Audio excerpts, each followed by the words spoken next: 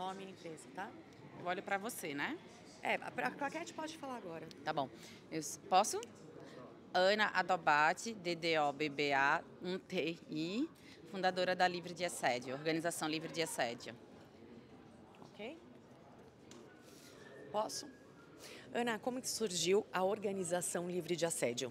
Surgiu lá em 2017, por entender que espaços onde você tem aglomeração de pessoas, de entretenimento, espaços de esporte, bares, eventos, ali a gente tem um microcosmo da sociedade brasileira. Então, por consequência, a gente tem aí uma externalidade a esse negócio, que é a violência de gênero, é o racismo, é a homofobia, e que isso a gente tinha ali naqueles grandes espaços uma grande oportunidade de trabalhar com educação, trabalhar com governança, trabalhar com tecnologia e preparar esses espaços para prevenir e reagir de forma adequada, acolhendo as vítimas quando você tem uma situação aí, de novo, uma externalidade, você não tem controle, e que aí a gente tem espaços seguros para que todo mundo aí trabalhando, se divertindo, tenha uma boa convivência segura e que patrocinadores e gestores também tenham uma segurança jurídica.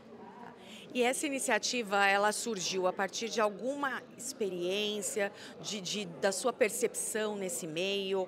Como que surgiu essa iniciativa de fato? Eu percebo isso, eu passei por uma situação como essa, eu conheço alguém que passou?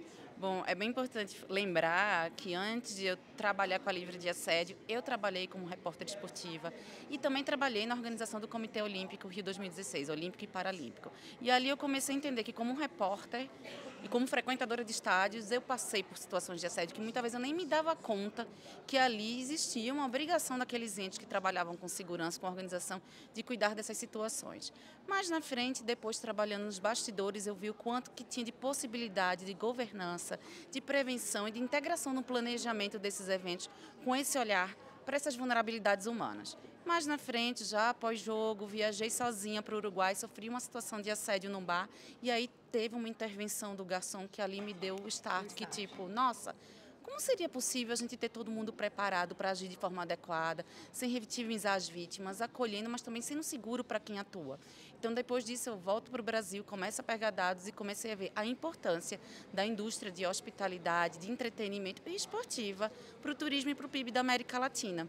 E aí a gente entende como a gente também tem cada vez mais uma dominância de mulheres trabalhando nesses espaços. Então, quando a gente fala de segurança, não é só a mulher que frequenta o estádio, é também a mulher que trabalha, a mulher que joga, a mulher que é jornalista. Então, como é que a gente consegue criar aí estruturas resilientes e responsivas que são refratárias, que não admitem e não toleram esse tipo de violência? Tá, e agora com depois da criação dessa organização, do Livre de Assédio, o que você vê de efetivamente que está mudando nos clubes, nas entidades? Eu tenho muito orgulho de dizer que aquilo que eu criei, porque no final das contas, além dos treinamentos, da tecnologia, da equipe de acolhimento, a gente dava um selo para esses espaços. Isso virou lei. Então, tenho muito orgulho que aquilo que eu comecei em 2017 hoje é uma lei em São Paulo, é uma lei no Rio de Janeiro, é uma lei federal. E muito importante que no Rio de Janeiro a gente fala de esses protocolos de acolhimento e encaminhamento sejam aplicados em espaços de convivência. E tem espaço de convivência maior do que o estádio de futebol, Sim. do que as arenas de voleibol, do que os espaços de evento esportivo. Então, a gente conseguiu avançar nesse lugar porque a gente tem uma visão em comum lá no Rio de Janeiro, em particular, que é, talvez a gente não consiga ter uma delegacia da mulher em cada esquina, mas a gente consiga ter espaços que sejam resilientes, responsivos, seguros para encaminhar as vítimas para a rede do Estado. Então, foi muito bacana porque a gente conseguiu trazer política pública para a realidade. Hoje a gente também é parceiro do Ministério Público de São Paulo, Ministério Público do Rio de Janeiro, Ministério Público do Trabalho, para trazer todo mundo para a mesa.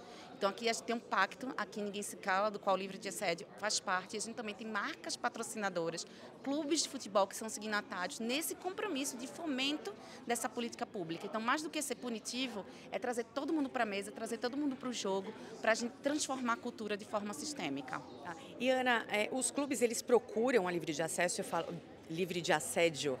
Eles procuram a Livre de Assédio e falam, eu quero implantar isso dentro do meu clube. Como que é esse processo? Como você chega dentro das entidades, dos clubes, dos grandes públicos?